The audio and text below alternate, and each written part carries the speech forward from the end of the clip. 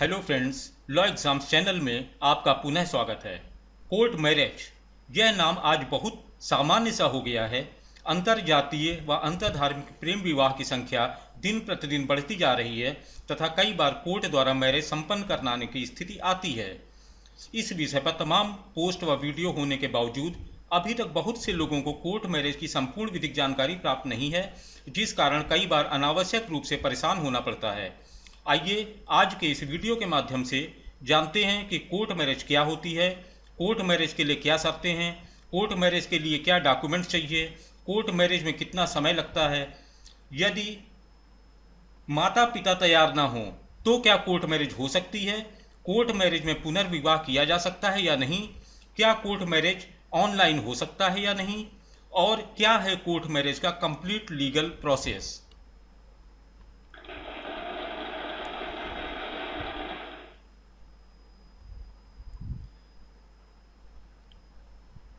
Court marriage के बारे में सबसे पहले एक बात स्पष्ट जान लें कि कोर्ट मैरिज में कोई भी परंपरागत समारोह आयोजित नहीं होते हैं तथा बिना किसी परंपरागत समारोह के कोर्ट मैरिज मैरिज ऑफिसर के सामने संपन्न होती है। भारत में कोर्ट मैरिज का प्राविधान स्पेशल मैरिज एक्ट 1954 में दिया गया है। यह हिंदू, मुस्लिम, ईसाई, सिख, जैन, बौद्ध सभी धर्मों पर लागू होता है। इसके साथ ही यह विदेशों में रहने वाले हर भारतीय नागरिक के लिए भी है। इस विवाह की खासियत यह है कि अलग अलग धर्म के लोग बिना धर्म परिवर्तन आपस में विवाह संपन्न कर सकते हैं। कोर्ट मैरिज के लिए कुछ आवश्यक शर्तें होती हैं, जिनको पूरा करने के पश्चात ही कोर्ट मैरिज संपन्न हो सकती है। आइए समझें वो आवश्यक शर्तें या अर्हताएं क्या हैं। नंबर 1, शादी के लिए आवेदन करने वाले किसी भी पक्ष का पूर्व में विवाह न हुआ हो, और अगर यदि हुआ हो तो विवाह में शामिल होने वाले दोनों पक्षों की पहली शादी से जुड़े पति या पत्नी जीवित न हो, साथ ही कोई पूर्व विवाह वैध न हो। नंबर 2, दोनों पक्ष वैध सहमति देने के लिए सक्षम होने चाहिए।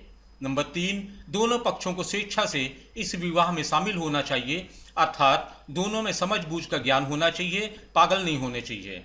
नंबर 4, दूल्हे की उम्र 21 और दुल्हन की 18 साल से कम नहीं होनी चाहिए। नंबर 5, दोनों पक्षों को निषिद्ध संबंधों की सीमा से बाहर होना चाहिए। कोर्ट मैरिज के लिए क्या क्या डॉक्यूमेंट्स आवश्यक होते हैं। कोर्ट मैरिज के लिए आवेदन पत्र पूरे तरीके से भरा होना चाहिए और साथ में जरूरी शुल्क जमा होना चाहिए।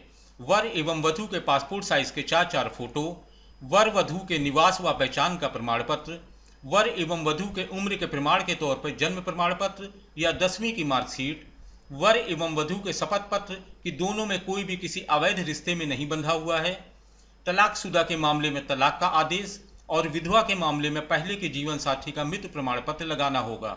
गवाहों की फोटो व पहचान का प्रमाण पत्र भी आवश्यक है।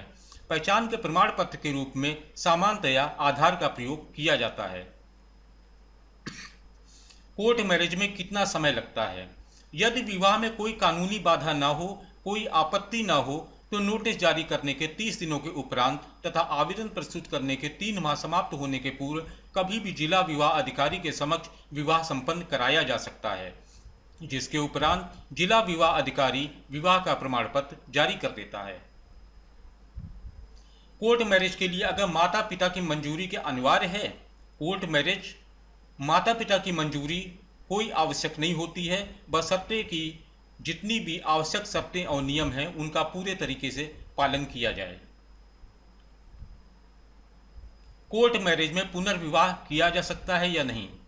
जहां पूर्व विवाह भंग हो गया हो और अपील का अधिकार समाप्त हो गया हो, या निर्देशित समय सीमा में याचिका नहीं लगाई गई हो, या अपील खारिज हो गई हो, तो ऐसी स्थिति में विशेष विवाह अधिनियम 1954 के अंतर्गत पक्षकार पुनर्विवाह कर सकते हैं। कोर्ट मैरिज ऑनलाइन किया जा सकता है या नहीं। नहीं, स्पेशल मैरिज एक्ट 1954 के अंतर्गत विवाह पंजीकरण ऑनलाइन नहीं किया जा सकता है, क्योंकि इसके लिए जिला विवाह अधिकारी डिस्ट्रिक्ट मैरिज ऑफिसर के सामने पर्सनल प्रेजेंस आवश्यक होती है। कोर्ट मैरिज के लिए क्या है लीगल प्रोसेस। कोर्ट मैरिज विशेष विवाह अधिनियम 1954 के अंतर्गत करने के लिए सर्वप्रथम जिले के विवाह अधिकारी को विवाह में शामिल होने वाले पक्षों द्वारा लिखित में सूचना दी जानी चाहिए। सूचना उस जिले के विवाह अधिकारी को दी जाएगी जिस राज्य के जिले में उभय पक्ष विवाह करना चाहते हैं, जिसमें कम से कम एक पक्ष को सूचना की तारीख से कम 30 दिन पहले से उस शहर का निवासी होना जरूरी है। सूचना के लिए विशेष विवाह अधिनियम 1954 के अनुसूची में फॉर्मेट दिया गया है। फॉर्म के साथ सभी आवश्यक दस्तावेज भी संलग्न होने चाहिए।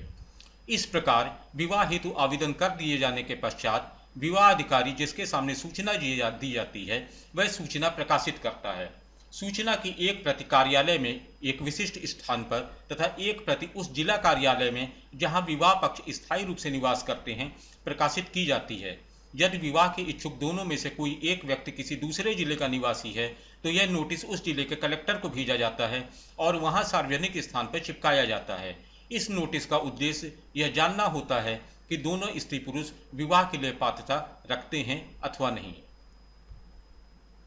यदि विवाह में कोई कानूनी बाधा ना हो तो नोटिस जारी करने के 30 दिनों के उपरांत तथा आवेदन प्रस्तुत करने के 3 माह समाप्त होने के पूर्व कभी भी जिला विवाह अधिकारी के समक्ष विवाह संपन्न कराया जा सकता है। दोनों पक्ष जो शादी करना चाहते हैं यानी वर एवं वधू और साथ में 3 गवाह होने चाहिए होते हैं जो विवाह अधिकारी की उपस्थिति में घोषणा पत्र पर हस्ताक्षर करते हैं, जिसके उपरांत जिला विवाह अधिकारी विवाह का प्रमाण पत्र जारी कर देता है। दोस्तों, यहाँ यह बताना आवश्यक है कि जो लीगल प्रोसेस है वो स्टेट वाइज थोड़ा बहुत प्रोसीजरल लॉ चेंज होता रहता है। आवेदन के पश्चात नियत समय में कोई भी व्यक्ति उक्त विवाह हेतु अपनी आपत्ति प्रस्तुत कर सकता है। ऐसी आपत्ति जिले के विवाह अधिकारी के सामने प्रस्तुत की जाती है।